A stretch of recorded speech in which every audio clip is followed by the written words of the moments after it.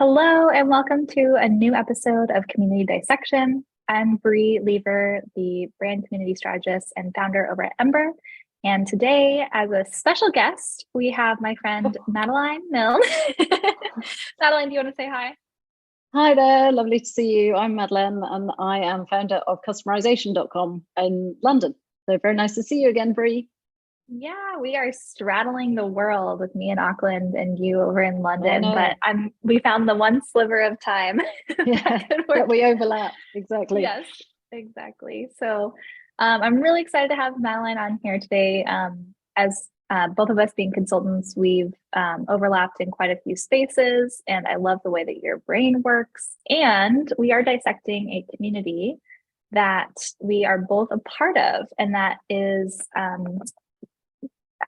shall I say famous in the community world?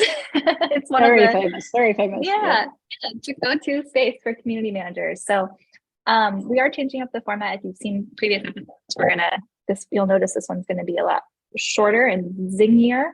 So I'm gonna walk through some of the background community, show Madeleine, who's already familiar with the space, some of the areas and the structure and the setup, and then we'll get feedback and kind of ask Madeleine some questions, and I'll provide insights as well. So without further ado, the Community Club was created by Comsor, which is an operating system for community. So think about it like a community CRM. It gives you all of the backend tools that you need to track and operate your community. And they also acquired Meetsy. So they have several different community products now under the Comsor brand. And Comsor also provides services, so you can get connected to a consultant. And they at least claim, maybe we can support this or deny this, that they coined the term community-led, which is definitely like the term. I mean, it's a very popular term in the community world in general, but you see it all over the Community Club and Comsor. So to dive into the community, do you know what? I did not know that they are saying that they started community-led. We all use that. Well done them, if it was them. Exactly. Awesome. Okay, so to find the community, I first started with Googling Community Club, and it was first page of results. So you definitely had to be careful to type in the Community Club. And once I did that, and also from Comsor, I think there were a couple links to push you over into the Community Club. But personally, and I've been in the community, like this specific sphere of the community world for a couple of years now, and I personally found it confusing to figure out like how everything is all connected and what each product is and what's the brand and how does it work. So I think that is something that could use a little bit more education and exposure. But I'll show you what I found when I went to Community Club, because here we go. All right, so here we have what I found for when you go to the Community Club. This is their landing page, the community for community builders. So what I love here right off the bat is I always love a good like 3-part call to action: find a mentor, connect with other community builders, attend our events. What's interesting is that the Community Club, the connection and conversation all happens in the Slack channel, Slack community. And then there are these other elements of the programming: finding a mentor and attending events happen in other products. So they use Meetsy for their mentorship, and also like connecting. If you want to connect like one-on-one with different community builders, you can do that. You can sign up for that program. I think that's up here. Oh wait, here we go. Okay, so fun landing page. It definitely like covers all the aspects of like different programming within a community. Community Club is like firing on all cylinders with events, conversation, and content. I think the thing that I found when I dug into how to find each of those programs is that they're not all super well connected to each other. So are run pretty independently. Like if you're in the MEETC program, connecting with individual community builders, you're never really informed that like, hey, there's other like events or meetups happening. If you are in the Slack community, you are not necessarily going to find immediately that there is a like mentorship program unless you do a little bit of digging. So that's one thing that I noticed in the process. But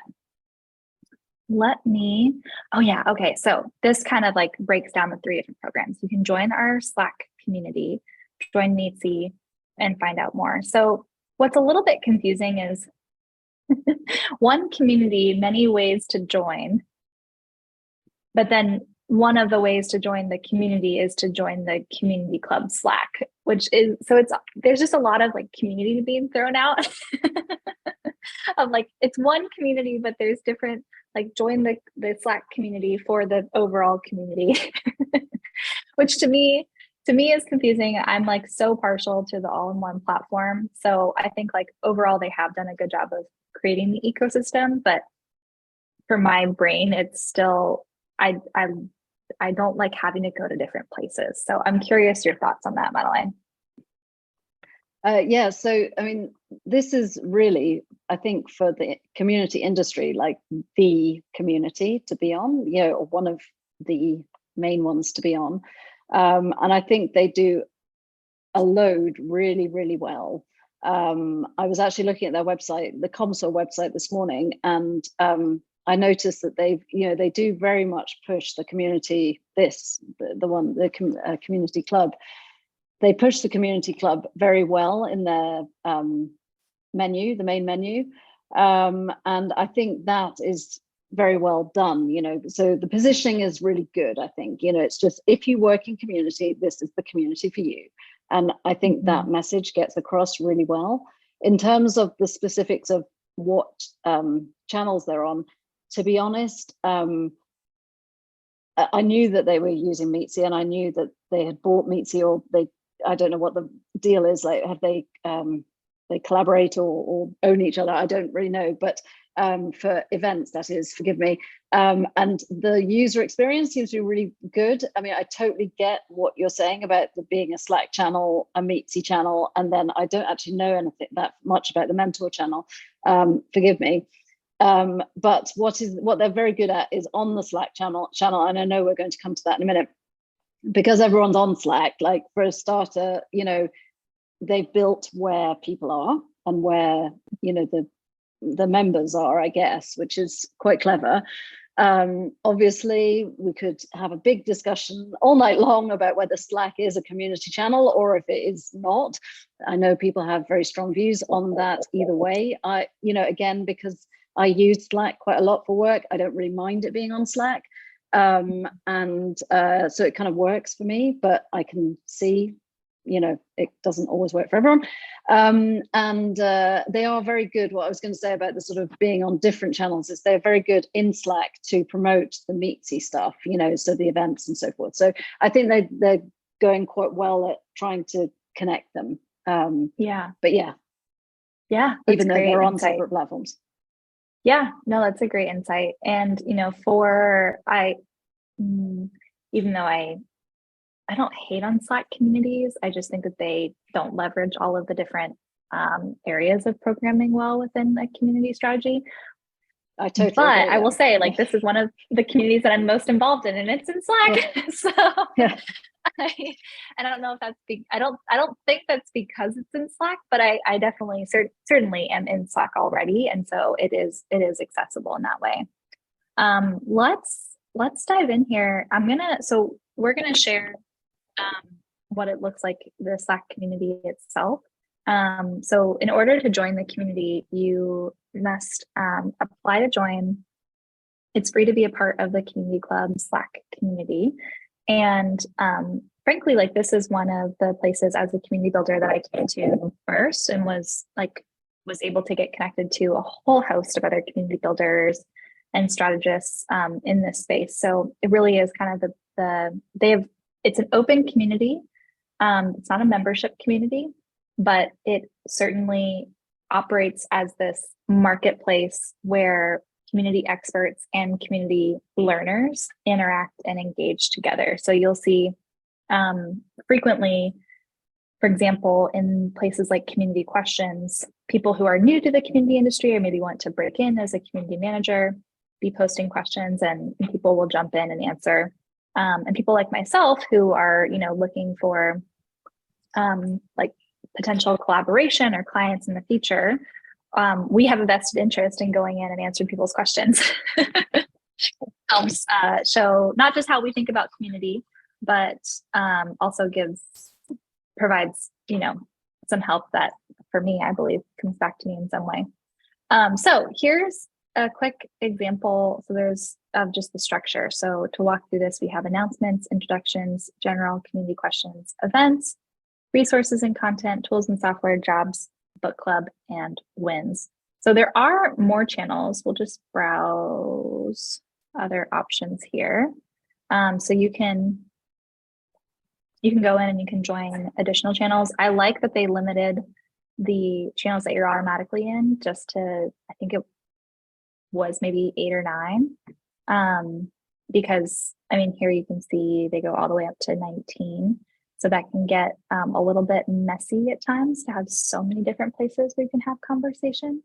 But my favorite place, I'll just say as a member, has been Community Questions. This is probably the place, this and resources and content are the 2 places that I frequent the most. If I have like a question or I'm looking to collaborate, like I'll come in here and say like, hey, what do community people think about lurkers? And, what's your approach? And then people are like, here's all my strong opinions. And then we can collaborate together on creating something. So that's how I've used this. Madeleine, I'm curious, do you have a favorite space that you've interacted with within the community? Yeah, again, I like you. I like the community questions and the events as well.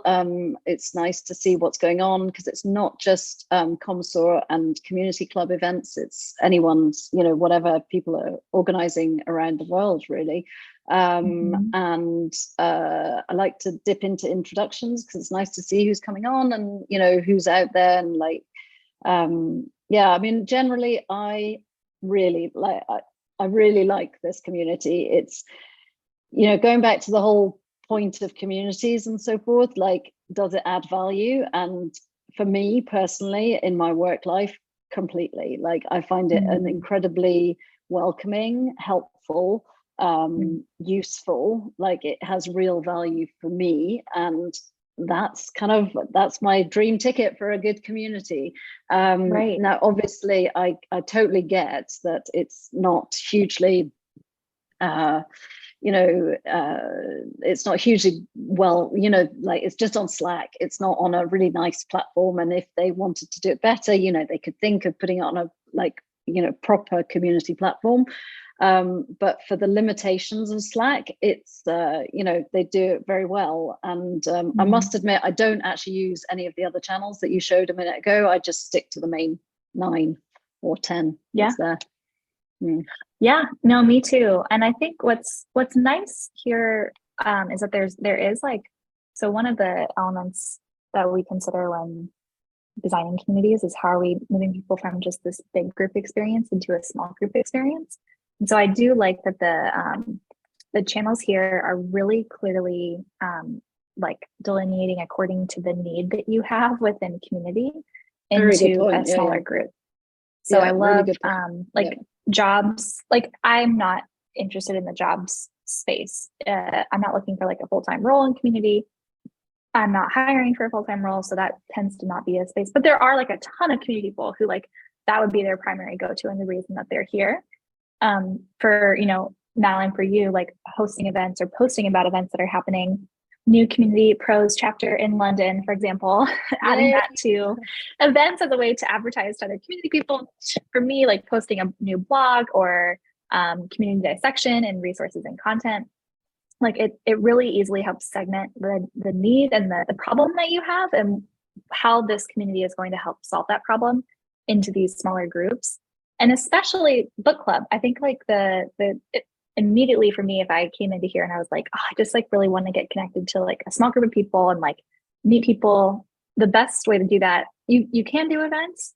Well, actually I'd probably do more of like events up here and announcements, because those would be like community club led events.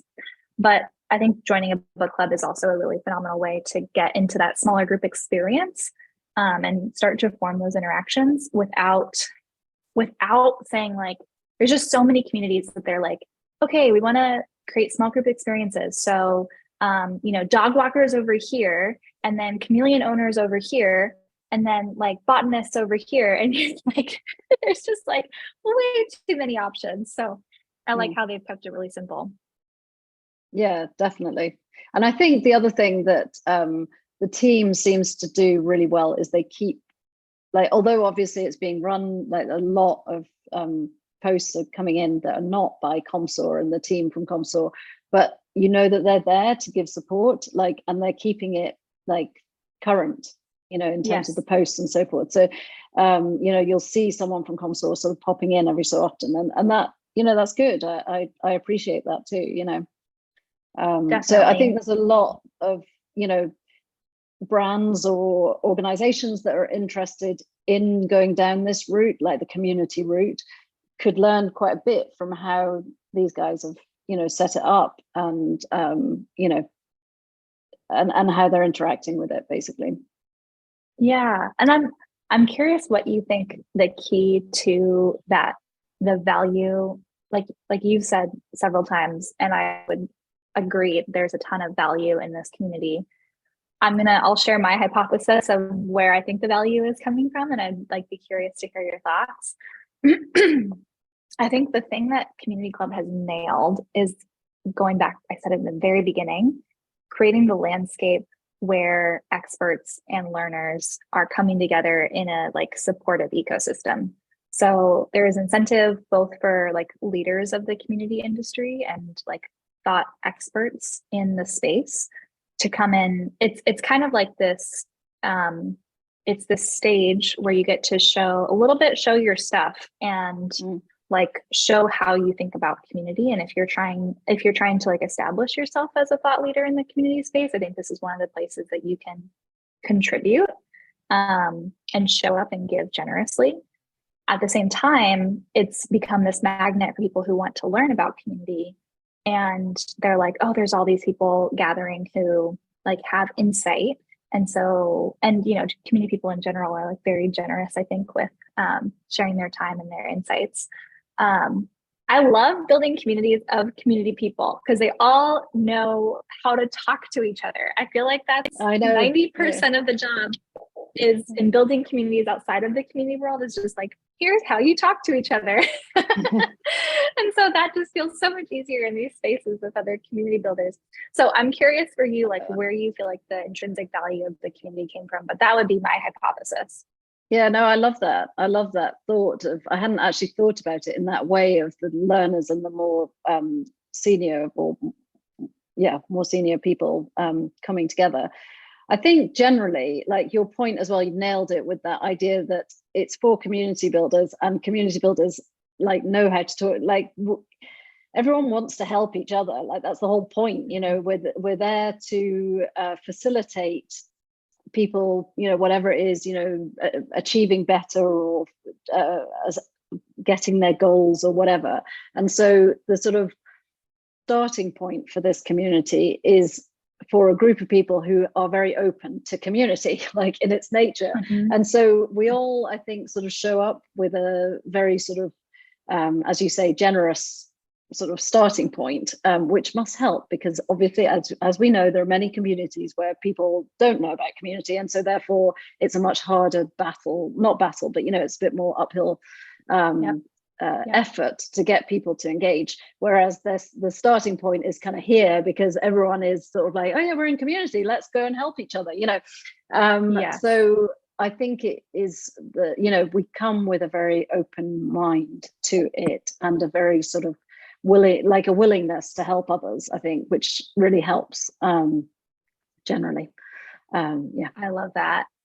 I want to build on that too and say that I think something that's like a little bit circumstantial, but actually like really contributes to that spirit is that there's this sense for community people that we're kind of like the underdogs within the business world. And we're all kind of, yeah. So, I mean, just because I think the community industry in general is still at the very beginning, like we are where social media was 10 years ago.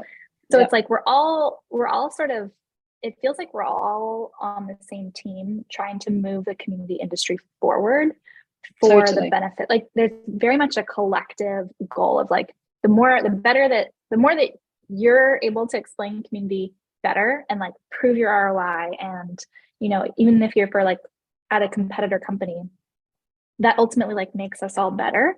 It moves the industry forward. It creates more jobs for community managers. It makes it easier for us as consultants to like justify why a company would create a community for their customers. And so I think that like that bit of underdog spirit, where in other industries, like, you know, I think it's easy, community and competition in my mind are like 1 degree removed. And so I think because of the positioning of the community industry at the moment, it's so much easier. We're already postured towards community, but I think because of the positioning of the industry, it's much easier for it not to feel, it doesn't feel competitive in the space. It feels very collaborative. And I think that's part of why this community has been so successful. Completely. Yeah. I mean, you're so right on that everyone there and everyone I meet in the community industry, it is all about collaboration. As you say, great, like what you're saying about moving the industry on, this sector on, and all of us having that common goal that actually this is really important, guys, and it's here to stay. And very similar, as you say, to social media of 10 years ago. I tell you, Bri, if we see each other in 10 years, hopefully we'll still be very much in touch, and we'll see each other in 10 years time. We'll go, see, you know, back in March 2023, we were saying community was the future, and it is, you know, it'll be as prevalent as social media is now. Yeah. And I hope overtakes social media. I hope that really gets to finish over time. Exactly. Oh, awesome. Well, thank you so much, Madeleine, for joining and for sharing your insights here. If you're watching this and have any comments or questions about Community Club, please feel free to add them. A special shout out to Izzy Ortiz from Community Club, who was answering some of my questions. Overall, Community Club team, we hope this episode with the spirit of generosity and curiosity that it is intended. We know how hard it is to build and manage and grow communities. We know just how difficult that job is. So overall, you're doing a fabulous job. And we hope that you take any quote criticism with the playfulness that it is intended. So, all right. Thank you so much, Bri. So nice to chat to you. And yeah, enjoy New Zealand, which I believe you're in at the moment. So yeah, enjoy. Thank you. Sounds great. See everyone on the next episode. Bye, everyone. Okay, bye.